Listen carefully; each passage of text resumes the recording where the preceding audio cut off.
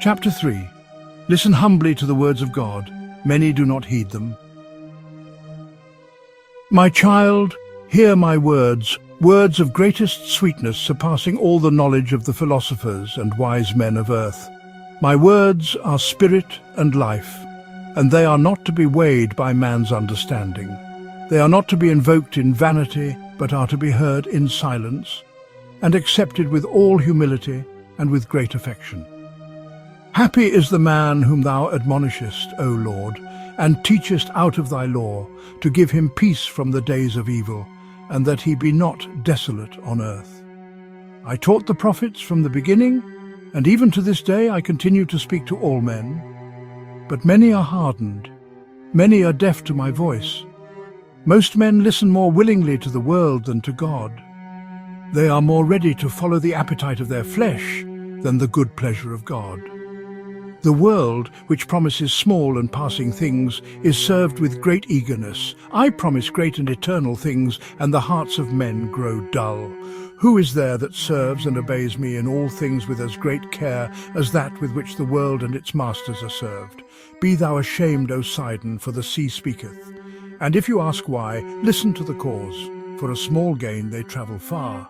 For eternal life many will scarcely lift a foot from the ground. They seek a petty reward, and sometimes fight shamefully in law courts for a single piece of money. They are not afraid to work day and night for a trifle or an empty promise, but for an unchanging good, for a reward beyond estimate, for the greatest honor, and for glory everlasting. It must be said to their shame that men begrudge even the least fatigue. Be ashamed then, lazy and complaining servant, that they should be found more eager for perdition than you are for life, that they rejoice more in vanity than you in truth. Sometimes indeed their expectations fail them, but my promise never deceives, nor does it send away empty-handed him who trusts in me. What I have promised, I will give. What I have said, I will fulfill, if only a man remain faithful in my love to the end. I am the rewarder of all the good, the strong approver of all who are devoted to me. Write my words in your heart and meditate on them earnestly, for in time of temptation they will be very necessary. What you do not understand when you read, you will learn in the day of visitation. I'm wont to visit my elect in two ways, by temptation and by consolation. To them I read two lessons daily, one reproving their vices, the other exhorting them to progress in virtue. He who has my words and despises them has that which shall condemn him on the last day. O Lord my God, you are all my good.